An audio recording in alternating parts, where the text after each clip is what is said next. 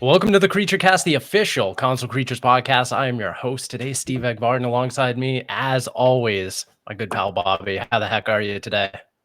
Beautiful, man. It's 28 degrees. I'm sweating, but it's midsummer. I love this time of the year, you know? Absolutely. Yeah, no, it's feeling good. Yeah, it's nice and sunny. It's summertime. Feeling good about the weather, about all the games coming out. It's iced coffee time. That's basically what I strive for, is a good iced coffee and a nice pastry. That's kind of what my mornings are. Nice little croissant, a little warmed croissant, a little iced coffee for the Nothing vibes. beats the dollar coffees at McDonald's. Like, honestly, that is unbeatable. Sure, dollar drink days. Yeah, like dollar drink days are in this economy are lifesavers, you know. Honestly, yeah, it's to save your money by I guess going to McDonald's. Go to McDonald's. Well, I'm boycotting them until they bring back the big arch burger. So until that comes back, just coffee. That was a big move for them, the big arch, and then they screwed it up by getting rid of it. I mean, the teriyaki burger and that burger with the hash brown was cool, but like, the roadie, the roasty, I don't know, but no, that one was good. But the big arch was a meal though. Like, you had to prepare your body for that one. You eat that, and like, you don't need to worry about the fries. You just get one of those, and like, you're good. And honestly, it was a premium burger. It was like, I would rather have that over like a Works burger, and like, that's saying something. Sure, they really do like a good burger, but like, that was it. So yeah, I'm boycotting McDonald's burgers until they bring it back. Here, you heard it first. Breaking news right here. I went out for sushi last night, and oh boy, I'm feeling good. I'm feeling energized today. Sushi's the way to do it. I mean, all you can eat sushi is honestly unbeatable. I got some what was it? Dynamite roll? No. It was so spicy salmon. Always gotta go spicy salmon. That's and then tried for the first time, because I've been very hesitant about this for the longest time in my life, but I see it on the menus occasionally. The Philadelphia roll. They finally broke me down. Isn't like a cream cheese? You know what? It's a little bit of a cream cheese one, but it tastes almost like a lox bagel. Oh, that's you get the salmon in there. You get a little, I think, cucumber and some green onion in there. It's beautiful. See, but very cheese, very filling. Yeah, like if you get when you go to those places, you gotta get the fried wonton with the cream cheese inside. Like, that's the way you start. Oh, yes. Like, I can knock back like 20 of those, and like, that's the way to do it. Like, I started with edamame. I was just nibbling those little soybeans. Oh, those are amazing. Like, I've never seen that. Yeah, it's a good time. And then warm sake. Can't go wrong with some warm sake as well. Whole meal. My new thing has been chicken sushi and steak sushi. It's been unreal. Had chicken sushi as well, and they were honestly, huge guys. People don't know how good chicken sushi is. It's unheard of. Like, honestly, I don't know if it's gonna. When I go to Japan, I'm gonna look for it, but like, I seriously doubt I'll find it. But like, it opened my eyes to what sushi was. That's how I got into sushi. It was chicken sushi. It's not that common, at least from places that I've been to, but yeah, this one really turned me around on it, because you get the little teriyaki sauce, a little spicy mayo on that. Yeah, like, it's perfect. That is the perfect bite. Chicken, rice, and soy sauce. Done. What more do you need? Yeah, done. Yeah. So I'm feeling really good. I'm feeling really, really energized to talk about some games this week. Where do we even begin? Because it feels like the summer is just like banger after banger after banger. I know last week I missed out on the discussion, but I want to talk Donkey Kong Bananza with you, because this game is a real gem. I'm still admittedly not all the way through it. I'm taking my time with it. I'm on sub 700, so I think approximately like halfway through the game, and this game is just an absolute delight for me. I'm having an absolute blast. I know that. I'll preface this. I want to come clean to the audience. I think we were both a little bit wrong about this game when we initially demoed it. I remember distinctly we came out of our demo with. Yeah, we were both turned off, saying, "Oh, well, it didn't really demo that well. It's impressive. The particle effects, the ambition of the game, the scope of the game was really cool." But yeah, that the 20 minutes that we played at that Nintendo Switch 2 preview event didn't really sell me on what this game was. And even when I was going back through those portions of the game, the demo and the first kind of sub area, I was like, yeah, I'm still kind of feeling that. I'm not really vibing too much with this. Beautiful, plays well, but I'm not hooked on the gameplay. And it took me probably about getting to the end of sub 200 into sub 300 where it all clicked. I was like, oh, this is Nintendo, like peak Nintendo, and I'm having a blast with this. Yeah, I think my moment I clicked was the first sub level, because it was that same one we demoed. It was the same thing, but like, once I understood what the game is trying to do and like how you're supposed to approach it, it was like, oh, it's not just smash everything. It's smash everything and get, collectibles. And and then that was fine, but then it finally started clicking when I was like, oh, now there's challenges too. Like there's barrels you got to find. There's stuff built into the levels where you have to complete them to move on. It's like, oh, so there is a loop. It's not just, demolish everything and that's kind of the game. It was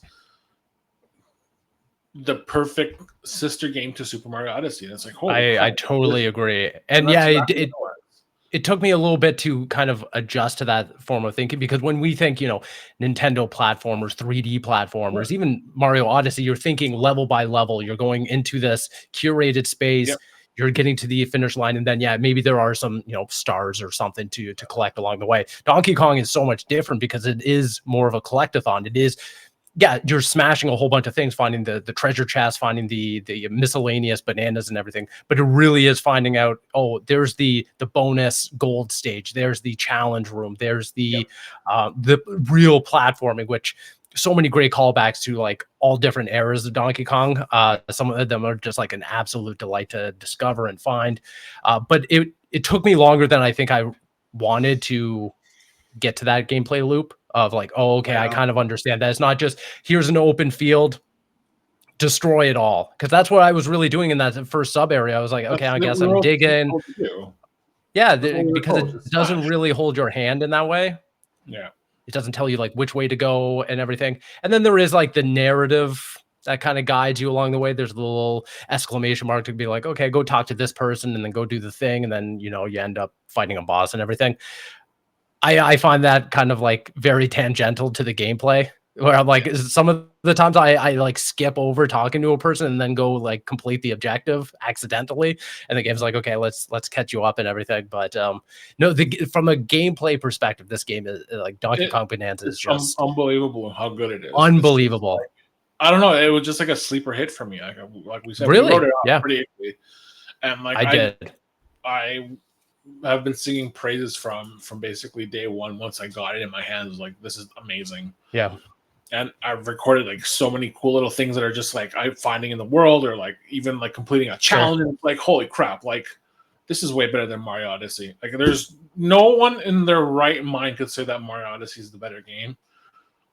It was a crucial building block to deliver this game. Like they're similar, but they play differently. And obviously that's the whole mechanic of DK, but like it delivers that same loop but better. And it's just like it's not even just the smashing, it's just like the energy behind it. It's just like Donkey Kong is reinvigorated for a new generation. Like this is finally 1000%. Yeah, it's like this is what we're getting. This is the new lead for the next couple of years. It's DK.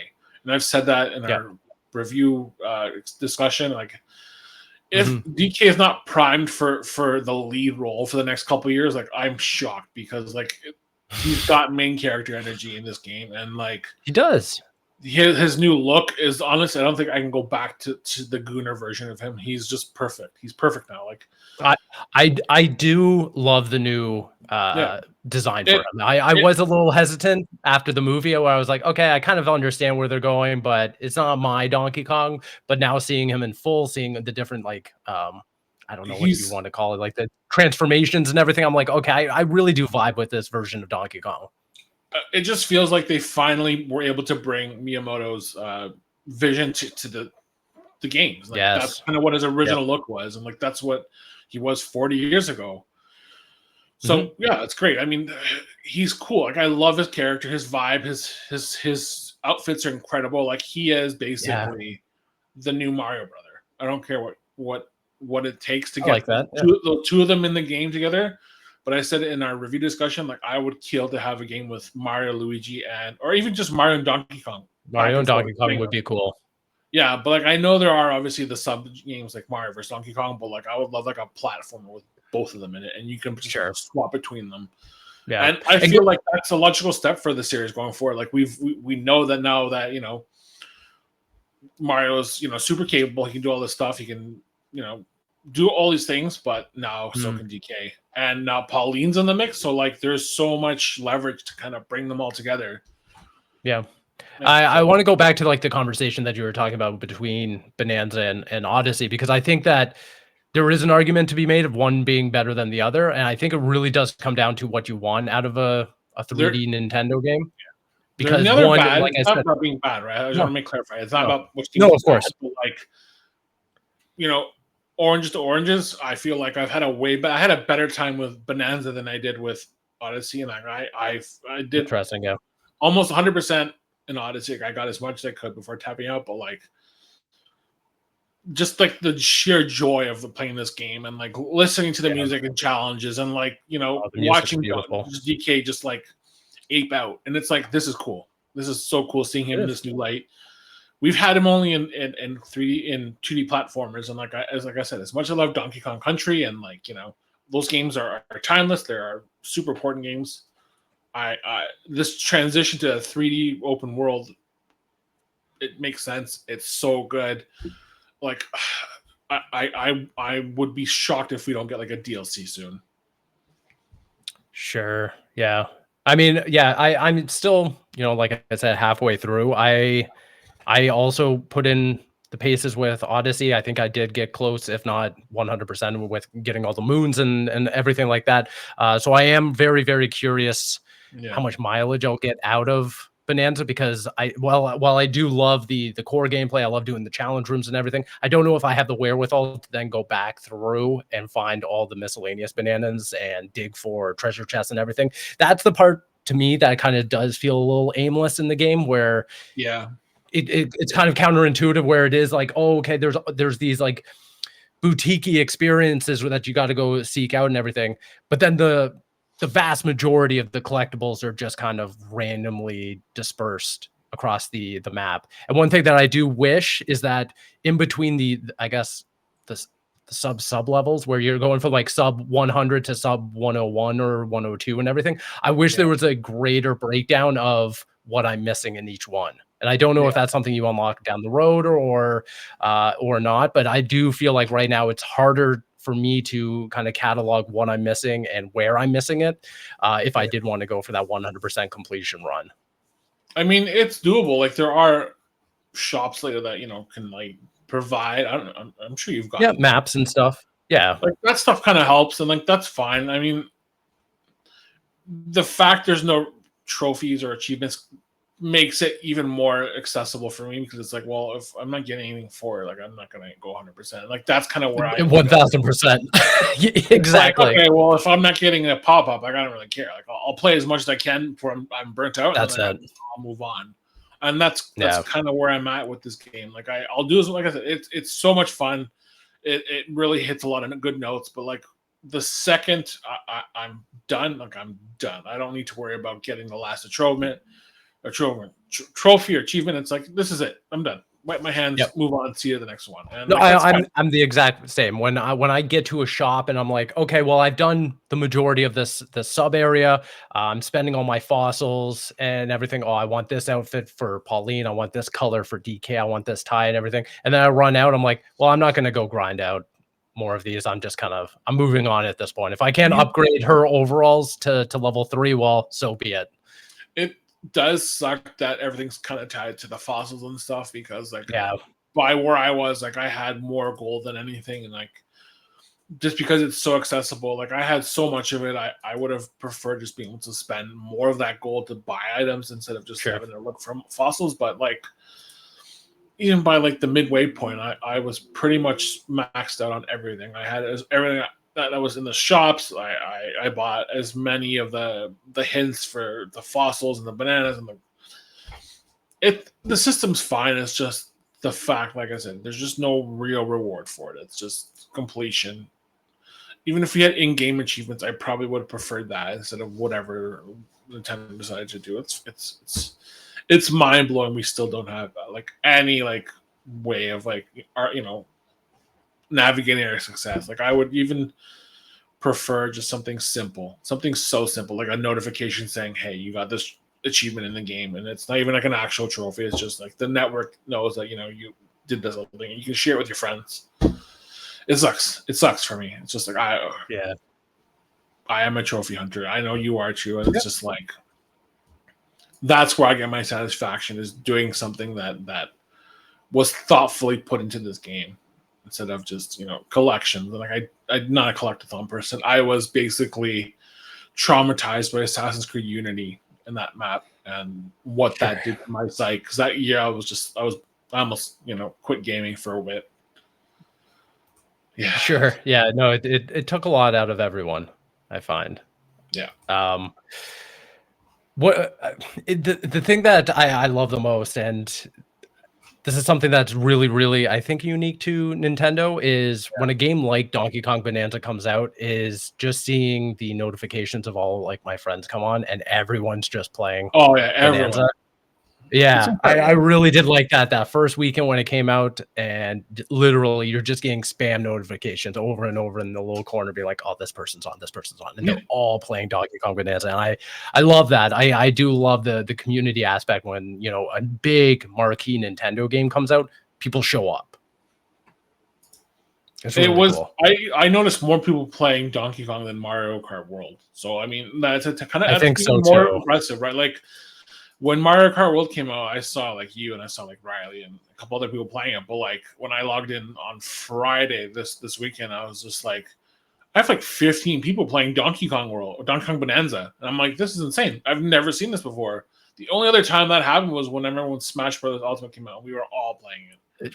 Everyone was like locked in, focused, not playing anything. Everything else was dead to the world. Because like normally, even on I have so many people on my friends list. Usually about 3 or 4 people are online when I'm online, but like this time it was just like everybody was playing, and the word of mouth and reviews I think really did a good number. Like it really elevated what people went from expecting to what we actually got, and like that's kind of why I love reading reviews from everybody. It's just like everyone's got their expectations and what the game actually was, and like everyone I read on last Wednesday was above board. They were like, "This is amazing. This game's amazing. You have to play it day one. Go get it. Like this is why you bought a Switch 2." And I haven't heard a single bad thing about the game. I don't think I've seen anyone say anything bad about this game.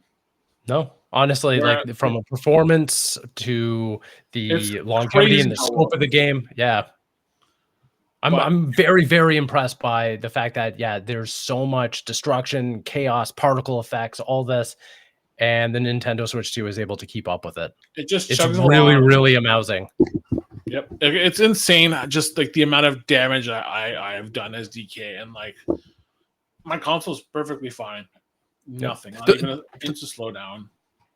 The one thing that I will say is that in some instances when I'm like burrowing, the camera gets a little wonky. Oh yeah, and a little frustrating to kind of manage. That's the one thing, but like it's so easy to course correct. You just kind of nudge it, and it course corrects itself. So it's like outside of that, like and it's not. I can't really say it's a complaint. It's really not a complaint. It's just a byproduct of how you're breaking the game, right? And to that point, like there are discussions and interviews with the developer saying like, "Hey, you can break this game, and you can bypass whole sections by just digging and punching things." And there's one article I read where the guy basically he bypassed the whole puzzle and just got the banana just because the way he found like a path to it, and it's like it was basically just because the way the camera was kind of shifting around and then he kind of followed this path, this thing. I was like, that's crazy. Like the way this game lets you play it is just, it's up to you. It's not just a trodden path. You kind of just, obviously you can see, you build your own path, you smash through everything. Like you can basically jump from sub levels just by smashing through things, and like that's unheard of to me. It's not just like a progression system. It's just like, well, how do you want to get there? And if you think of the way you want to get there, you can just basically get through there that way. And it's crazy that this is just a Switch game, Switch 2 game. It's just like I know. I couldn't imagine playing this on Switch. Like I would love to see what that original like port was before they decided to switch to Switch 2. I would love to I'm sure there's a version out there. Oh, 100%. I was talking last week about it when we were discussing it with Hayes, and I would really prefer to have going forward like developer commentary like we have on DVDs back in the day. I love developer commentary. That was so cool. Directors just talking about how they put this movie together and why are not game developers doing that? Like we have like instances of that. Like so Santa Monica Studios has that developing Kratos documentary and like there's stuff like with Kojima on Disney Plus, and it's like that stuff's cool, but like I would love to be able to just like finish the game, roll credits, and then go to the extras, and then basically have selectable clips so I can like jump, and it kind of even works better with like PlayStation where you have like the game help where you can actually pick up a trophy and just jump to that part. So it's like just kind of lets you pick that part in the game and have the developers talk about like how they created this instance and like how they got there and all that. It would just benefit everybody to have. I think that this is part of like a larger argument or larger conversation within the industry, but it really does suck that developers and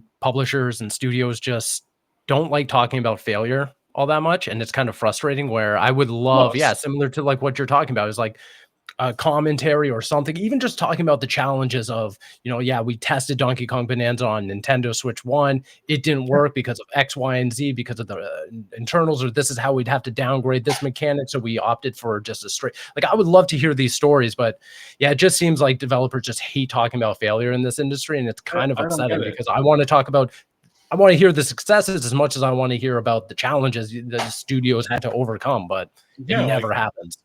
That stuff is crucial to the final product. Like that's kind of how you got to where you were, right? So like we all know you can't just plant vegetables and like expect to get the full crop. Like you're gonna have ones that don't come out of the ground. So totally. Why did they come out? Like what? I'd love to hear more talk about it. Yeah, talk about your failures. Yeah, I agree.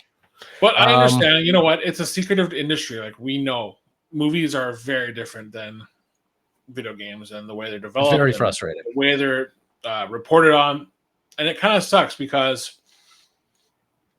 from one point I get it, it's all proprietary, like IPs and like legal stuff, but it's like at the same time it's just like it's a 45, 50-year-old industry at this point. Like there's got to be a way to navigate it without revealing all your secrets. Like there are ways. It's just like why aren't we doing it? Yep. No, I agree. But I'm looking forward to continuing to play Donkey Kong. I want to get to the end, hopefully soon, maybe by the end of the weekend. That's ahead of me. But I'm having a blast, and it's certainly a game of the year contender. Not even a conversation in my books.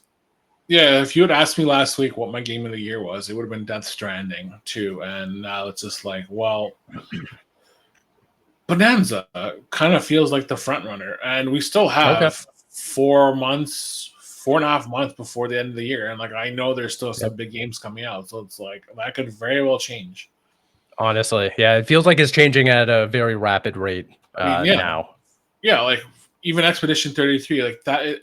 I feel like it's a three-way tie at this point. Like it's either Expedition 33, GK Bonanza, or Death Stranding 2, and for each various reasons, but like those are the three of the best games that I've played this year, and that's in a sea of really good games. I played some really great games this year that are almost as good, and it's kind of scary just how many I've played and what's still left to come. Like that's what kind of blows me away. Like we still have some really cool games that are not even confirmed out, but are scheduled to launch in 2025. Right? It's going to be an interesting rest of the year, but from one Nintendo game to the other, I want to hear your thoughts and opinions on the Mario Party Jamboree update. Yeah, so our review is live now. It publishes today, so it's July 23rd. I don't know. I'm kind of sour on it. I do obviously feel like this could have been a better port. The Jamboree TV stuff is incredible. We demoed that in April at the Nintendo Switch 2 experience. Like that stuff is really cool. I love cool. like the shell hockey. I love the stuffy stacker. I loved the domino effect game. We did a bunch of stuff. Like all those games that we played then were all focused on camera, mic, or the mice controls, the mouse controls. Those are cool. I love them. They're obviously really cool additions to it, and it's a really good tech demo for what the Switch 2 can do and what's capable and stuff like that. But outside of that, it's still you're still getting the same game. Like, and you're going to be seeing reviews today. There is the base game that's basically the same. There hasn't been much done to improve it for the Switch 2. It still plays. Oh, interesting. 720. Some of the boards were given a resolution boost because you're playing them obviously in this in Jamboree TV because there are new rules to it. But like, yeah, I was expecting some new boards, some new characters, something to like appease the people who want to play this game and want to buy it and double down and purchase it again. But like I think it's like a $40 purchase here in Canada just to get the Jamboree TV stuff, and I'm like, well. It's cool, but it's not worth $40. I'm kind of shocked that it's so expensive, but I mean, it is a good game to pick up if you don't own it already. Otherwise, like I feel like you're probably better off waiting for a sale. It's just like it doesn't feel like the Nintendo standard of a release. Like this just doesn't feel like the effort was put in. And interesting. That's a surprise. Yeah, like I said, the new stuff really cool. It's just like. I expected a little bit more effort from the whole package. Like it's just a little bit. I don't know. It just feels like a half-assed port, but clearly it isn't. Right? It's just like the new stuff is obviously the focus, but it just feels like the actual game could have been a little bit more attentive to.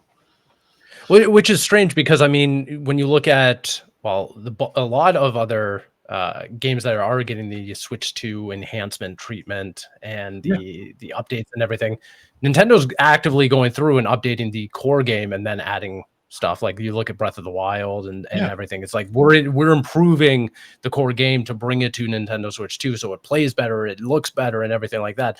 And while I can appreciate, the updated games and the Jamboree TV stuff like that to integrate into the mouse controls and the camera and all that, it's like not even a board, not even a new board, a new character, anything meaningful. Because to me, I was looking forward to booting up Jamboree and going through these new things, but it's like if I'm still just going through the same game, the same core game, and it's just a handful, and I'm paying upwards of half the price of what the original game cost. I don't know if that's a great value proposition. It's hard to and I don't think it is. Like to confirm that upgrade pack is $30 in Canada. So that's what I thought. Yeah, okay. If you want to spend $30, like honestly, I would probably hold off. I mean, if you're really jonesing for some Switch 2 content, then obviously go ahead. But like it's as a full price game, it's $114.99 in Canada if you buy it as is. Like if you go to the store and pick it up, it's $115. Like that's insane to me. Whereas you could probably buy the original Switch version for almost half of that at this point. I feel like it's been on sale. I think I saw it for $60 last week when everything was on sale. So it's like you could probably just buy that and like call it a day. Like you're still getting a really good game. And it's not like you're missing out on any of the improvements because the improvements are all in the TV expansion. So I mean, it's like it is a great game. Super Mario Party Jamboree is probably my second favorite of the newer ones. Like I love Super Mario Party, and then this one. Yeah. You can go either way, and you'll probably have a lot of fun. But like, if you want the latest and greatest, like just buy the base Switch one. You're not going to miss out on anything. It really kind of blows my mind that this is kind of what they put out, and more so to that point. Even The Legend of Zelda: Breath of the Wild and Tears of the Kingdom were both added to I think they were. No, I don't think they were. They were added to Nintendo Switch Online expansion pack. Like you could download them if you had like a subscription. So that's how I experienced them. Like I would have preferred having that. Like, hey, like you're paying all this money for this subscription. Here's a little benefit to it. You can just download this for as long as your subscription's active. Like that's fine. I would have taken that, but like that's not even an option. Yep. And there's just like small there are rules. The rules behind gated DLC packs and stuff like that to expansion pack, it's very weird. Yeah, I don't really understand it. I don't get it either. But like, there's just small little things I was kind of hoping for, and I even touched upon it in my review. It's like I mean, if you play Mario with your friends, you're gonna play easily a 90-minute game, and like that's a lot of time for one round, right? There's no way to even fast forward it. It's like I would prefer being able to like fast forward CPU turns and like people I'm not really interested in totally. Watching. But the upside is like there is that frenzy mode, and the frenzy mode is basically a 5-turn game where you only get 50 coins, you get dice, and you get some kind of item. I think I can't remember what it was, but it's just it basically cuts the time in half, so you can finish a round in 30 minutes. And that's cool. Like if I want to play with my friends and like we don't want to spend a full hour and a half, frenzy mode is a great alternative. But like that's kind of like the only way to really get multiple rounds in without burning out. And like I feel like my threshold for a Super Mario Party game is like 2 hours at most. And sure, that's when I'm winning. So if I'm not winning, I'm basically tapping out even faster. So it's like that frenzy mode is the basic way to ensure that if you don't have a lot of patience, this is the way to play the game. But I mean, it just blows my mind. Like this is the second kind of stumble that Nintendo did, because like they had the Welcome Tour, which is $15, which should have been free, should have been included as a pack in, and now you get this, and it's like, like what are we doing here? Like this is not very Nintendo.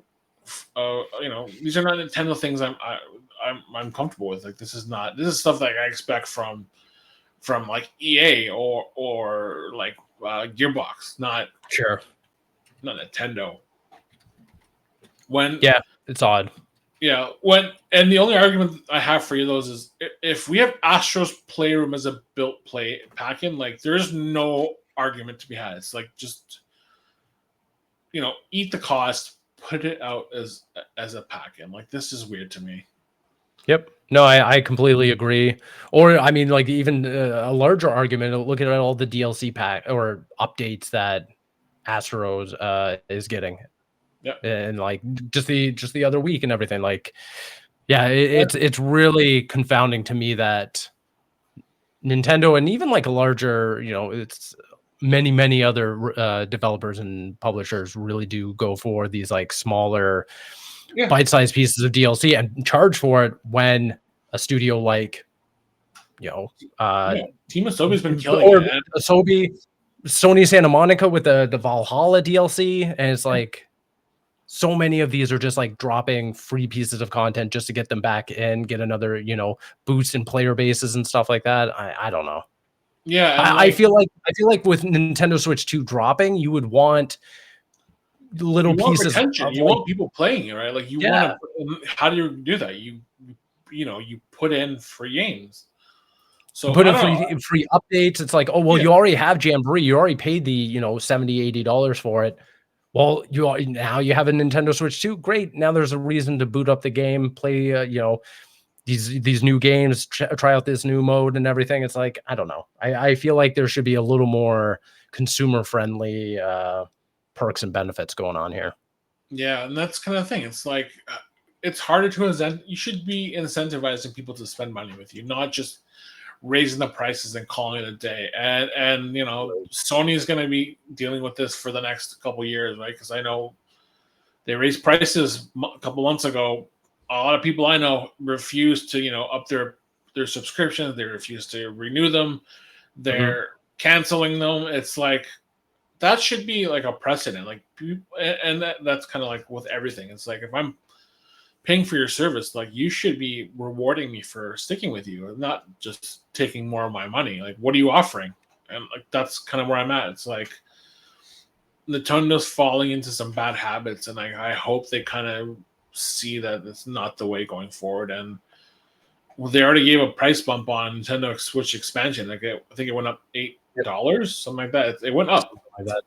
So it's like, yeah, I'm fine with that. But like, what are you going to offer me? Like, how are you going to make it worth me, renewing my subscription in September or whenever it comes up? And for Nintendo to do that, they've been doing pretty well. They offered the booster expansions for Mario Kart Deluxe, 8 Deluxe. They offered, Breath of the Wild and Tears of the Kingdom upgrade packs and like all this stuff that, and obviously all the the added VC games for all their older consoles. Like that's the kind of stuff I want.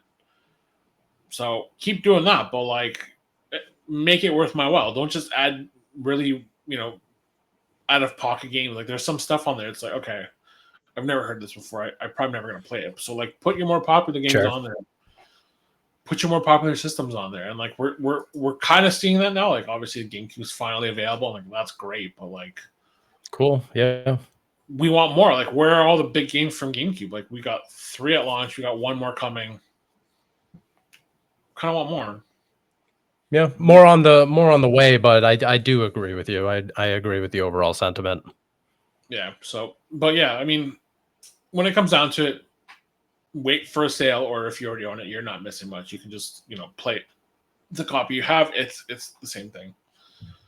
Sure, fair enough. Yeah. I do want to talk about Tony Hawk Pro Skater 3+4 remake, a game that we talked about earlier on the show, a game that we're both very excited about.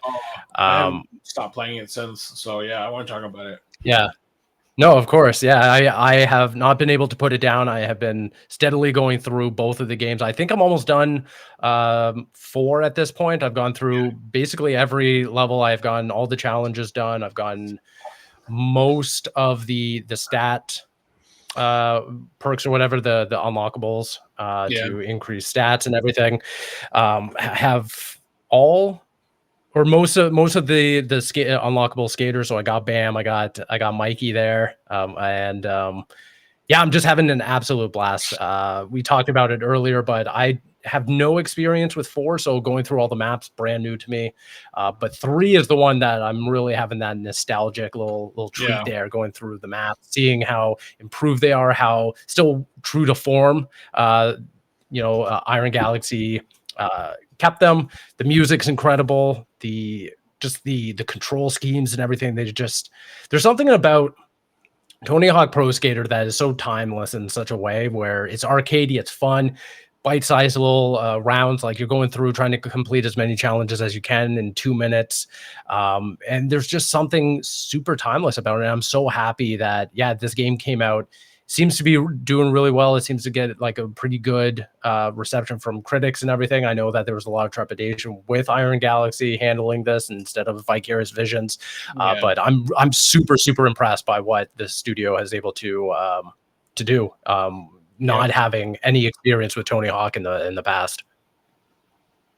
That's the thing, right? Like it's surprising how, I guess, naturally that Iron Galaxy was able to just pick up where Vicarious left off and just be like, hey, here's our take on Tony Hawk Pro Skater, and like they did a really great job. My only criticism is Tony Hawk Pro Skater 4 really lost a lot of its magic for me, just because like that timer thing. I love it, but like why Tony Hawk's Pro Skater 4 was so good was like there was no countdown to worry about. Like I could just go into a level and just talk to people and pick up missions and pick up things to do, and it was like I don't have to worry about every 2 minutes looking at the clock and like racking up scores and stuff. It was just like at your own pace, and like that was cool. But like I understand why they did it, to kind of bring together the series into like under one umbrella, and I'm kind of understanding why they lumped the games the way they did. I really hope this leads to a Underground 1 and 2 remaster, because like those are 2 of my favorite games outside of 1 and 3. So like I feel like we're gonna get there eventually, but like it kind of sucks that there was some sacrifice, because what 4 originally did, and I really recommend if you've never played 4 the original, like just play it on your Steam Deck. I never did. Download it. Download a copy and just like emulate it and like just see that it is the same game, but like it feels different. It feels very different what they're doing. I know that they went in, they retooled a lot of it just to kind of make it feel on parity with 3 and largely 1 and 2 as well. I'm curious why though. I'm curious like what the decision why that was, but like I at the same time, like I said, I'm curious, but I kind of understand. So yeah, I mean, if you play 3 and 4 back to back, like this, this bundle offers, like you're gonna see. It would probably feel like two various sides of the same coin. Right? So, but like now it's kind of more of like, well, here's the original Pro Skater, quad game, and it's like you got these 4 games that they're this is what people grew up with. So like we're just gonna keep it simple, keep it all the same, and then inevitably I hope that, like I said, bring Underground 1 and 2 and kind of show like this is kind of where all these 4 games led to. Because I still feel like Underground 1 and 2 are like probably the best skating games of all time. And it sucks I can't play them any other way except for emulating them. Like, I would love a remaster. Me too. And I hope that's really what we'll get now that Iron Galaxy has proven themselves. They know exactly what they're doing, in my opinion. They know how to handle mechanics, how they know how to handle level design and stuff like that. And I think the new levels are incredible. I feel like they understand the spirit of Tony Hawk's Pro Skater. Yep, 1000%. And yeah, I think they're probably my favorite thing outside of the music. That the levels are probably my favorite. The 3 new levels are top notch. Like I'm fine with losing some of like the guest characters because that time went into making these levels. Like I'm glad. Like it's kind of weird because like you obviously don't get like Darth Maul anymore or like Daisy. Right? No. Yeah. But these new levels were worth it. I feel like you don't have to worry about it. And like Michelangelo is pretty cool. I mean, I would like to see maybe other heroes come up. But I'm shocked that they weren't just like, oh yeah, let's just like palette swap. Yeah. Like it's very strange to me that they wouldn't just be like, okay, now you can change like the bandana look and everything and the colors. I was like, okay, this is weird. Why not include all of them? Very bizarre to me. Yeah. It's fine. Ultimately, like it is a great compendium of games. Like honestly, if you've never played a skating game, like there is nothing better than a Tony Hawk Pro Skater. I would say Skate is like the next best thing, but like they're so uneven, and some of them are way better than the other ones. And I don't know what's going on with the newest Skate game. I know there's like a closed beta happening soon or something like that, but like. I would say that if you are looking forward to the new Skate game and you're holding out and everything, start playing Tony Hawk Pro Skater 1 and 2, go to 3 and 4, because I think that like as they are modernized, revamped and everything, they're great entryways into skating games. Like they're easy to pick up, they're easy to understand. The combos aren't too complicated once you kind of, put in the work and kind of understand the fundamentals of it. Because I think that Skate is a much more technical series. I think that demands a little more out of the player. So I think if you're brand new to it and you're like, man, I'm really looking forward to this Skate game, but I don't know if it's for me, start playing Tony Hawk Pro Skater, go into these remakes, have a lot of fun, because it's way more arcadey and I think way more accessible. Yeah. And the soundtrack's still like, honestly, they're so good. Unbelievably. Like honestly, like, even Skate soundtracks are good, but like nothing will ever come close to a Tony Hawk Pro Skater soundtrack.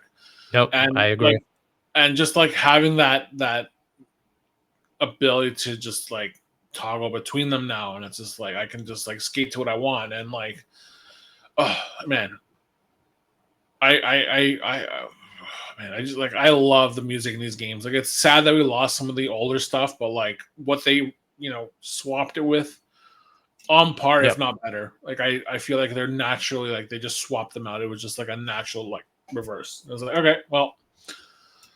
But I mean, my only desire is maybe in the future, like they can get some licensing done and like get those songs back in the games. Like I know it's a big ask, but like having some of the old stuff return and just that nostalgia that comes with those songs, it hits. But yeah, I do like the additional songs, the ones that they started adding in with like more modern flair and everything. Yeah, like, I agree that there's something really unique about Tony Hawk, even something similar to kind of Grand Theft Auto, where these games did so much for discoverability for bands and music back in the day for me.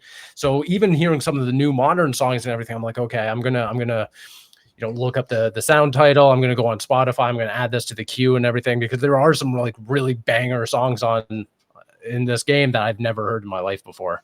Yep, and it's just crazy. Like, honestly, like, you've got like 24 songs, over 24 songs. I feel like we've got. I'm just looking up right now. Yeah, there's like 40 songs, and like, it's crazy. Like, you got Run DMC, you've got some stuff from Travis Barker, 21 Children. You've got oh man, they have like I'm looking at the soundtrack. It is so good. I'm gonna add these to my playlist later, because having CKY back in the mix, Motorhead, this is insane. Nice, right? Yeah. It brings me back to a time where like, this is what I used to listen to all the time. Like, this is the music we all grew up with. Like, this is punk rock. This is what we grew up with. Yep, and absolutely. It's just like it takes me to a simpler time, like 25 years ago. Like, I just remember what I was doing, where I was playing this game, and like we were all just skating around our neighborhoods, and like I don't think I'll ever skateboard ever again, but like I just remember like the joy it brought me, because it was just so freeing to just get on a board and just go, and like skateboarding's magical. It's such a magical scene. People forget that it is a phenomenon. And it is cool to see the culture kind of come back into the fold in gaming with Pro Skater 3 and 4, and then Skate on its way and everything. I even put out like a stupid tweet, and it's like even Death Stranding 2 has skateboarding. Oh man, the coffin board is incredible. Like, honestly, like it's fucking sick. Like, I love video games. Video games are just so out of this world, and like like honestly, why is there no coffin board in this game? Like, what a tie-in! That would have been so cool. That would be cool. Yeah, get Sam Porter in there. Get Sam Porter on his coffin board. Even like, hey, I'll take pigs. But like, sure, yeah, like there's so many like those guest skate characters 25 years ago were of the time, and like I would love to see what guest characters of today's time would be like. I agree. Like, we see Michelangelo, we see obviously Doom Slayer. Sam would be perfect. Yep, that would be cool. Yeah. I want to round out this episode because you've been playing Wuchang Fallen Feathers, and I want to hear about this because I'm pretty sure this is a game I should be playing. It is a Steve-ass game. Yeah, I'm gonna preface it with that. Like, that's kind of our new school. That's how I measure games. Is it a Steve-ass game or is it not? And that's right. If you like Lies of P or God, what else? The other one came out. The first Berserker, because I don't know if you played that, Steve, but like, it is in that vein. So it's obvious. So Wuchang is obviously a Souls-like. It is truly difficult. It is a game that I did struggle with playing, because coming off of Elden Ring Night Rain, or even just playing Lies of P's Overture, like those games are very specifically designed. Like, you obviously have to focus on parrying or blocking and stuff like that. But Wuchang's biggest thing is it's a game where you have to dodge and learn timing and stuff like that, where to avoid attacks that are leaning into them. And it's a great game. Like, it handles well, it plays incredible. It is a little bit hard to follow because these games are very hands off with their lore and story. But the basic premise is this: you're obviously suffering from this feathering disease, and it's slowly consuming your body, and once it does, you'll go crazy and turn into a monster. And that's kind of what the whole setup is. You're this amnesiac pirate woman who basically wants to restore her health and whatever like that. So you're basically told to just shut up and let it consume you, and just go from there. And basically it just kind of follows the path to restoring yourself to your your true self. So it is really beautiful. I mean, it really leans into that heavy Chinese aesthetic. Like, if you played Wukong, it's kind of like that. It kind of looks in that same vein. It's temples. That's what I figured. Villages,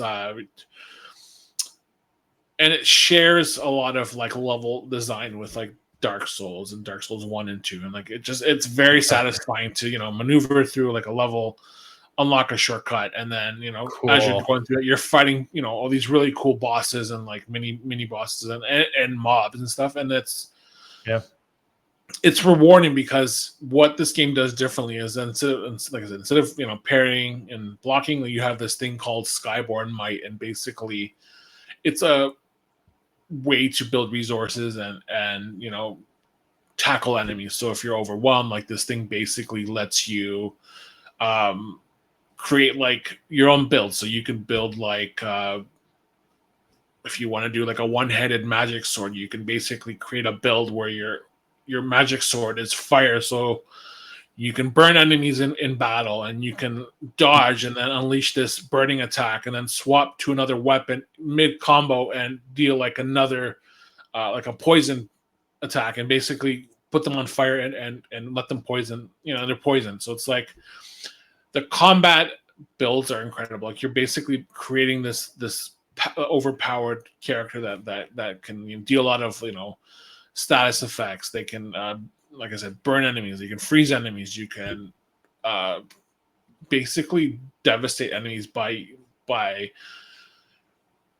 dodging and building up this meter that basically, as it fills up, lets you deal like crazy damage. And then as you have this dilapidating disease, you know, the feathering, you have a madness meter. So like you have this thing where basically you're fighting monsters, and if you die, every time you die, your madness meter goes up. So every time that it happens, it gets to a point where it's kind of like a risk versus reward. So once you hit that bar and it's filled up, you can go mad and basically deal double or triple the damage at risk of taking the same amount of damage back. So if you get hit like once or twice, you're basically dead. But done. Yeah, that's a cool system. I really like that. If you're feeling confident or if you're feeling really ballsy, you activate that.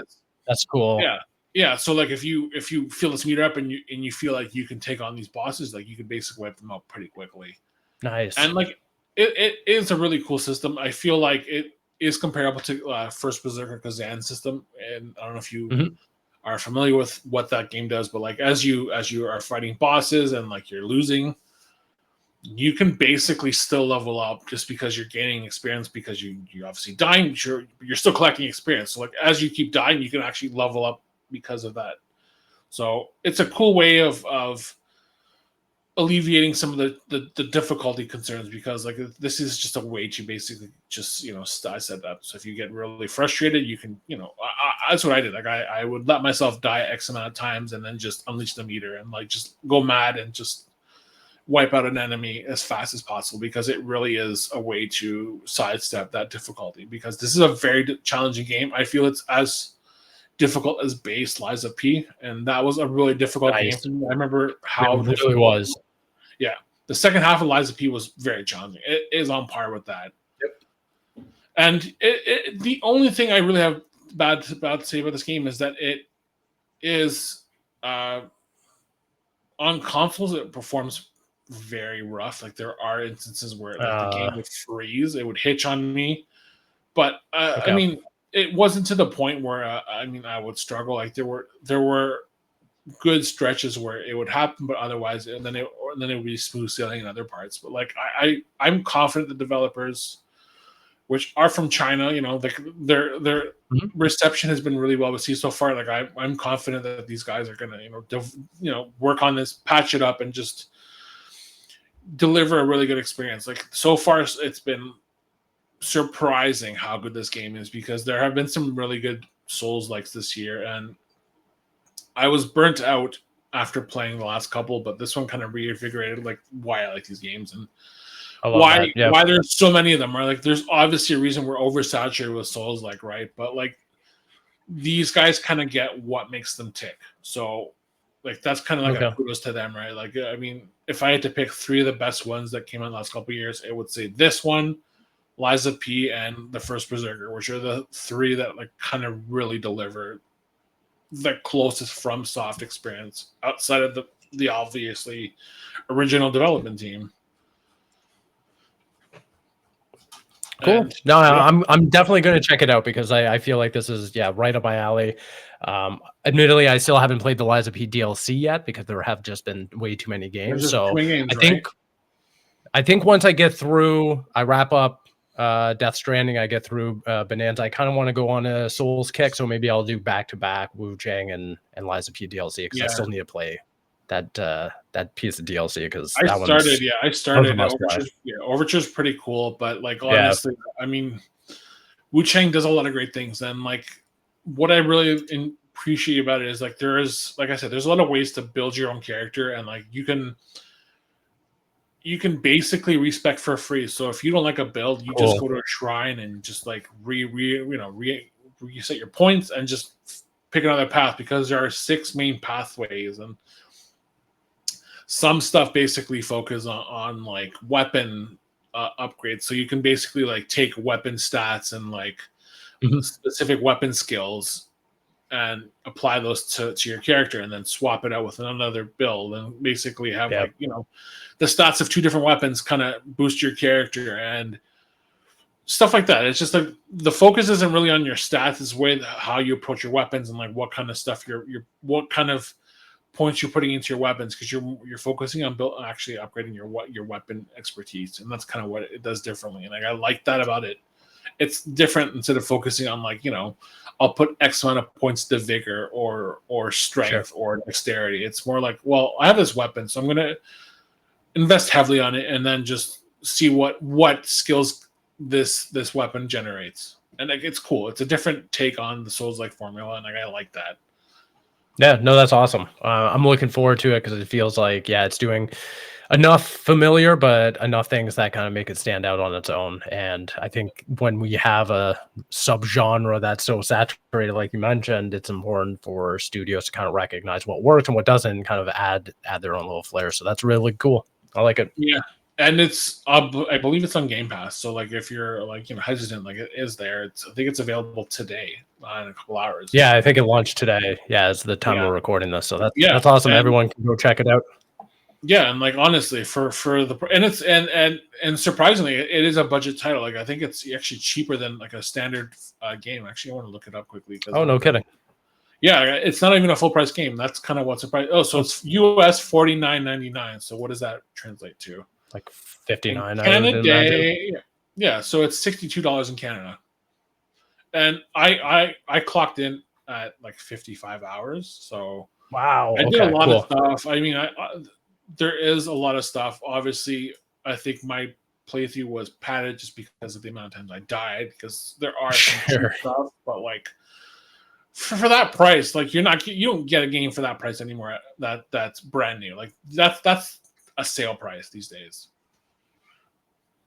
And I love it. Yeah, great. It's a great game. Honestly, I couldn't recommend it enough. I gave it an 8. It really deserves it. I'm surprised that it's reviewing so well, because I had it pegged for something very budget, and I'm saying that in a way where it's just like I really expected some just AA game, jagged edges and all those things. None of that. It's pretty well put together for what it is.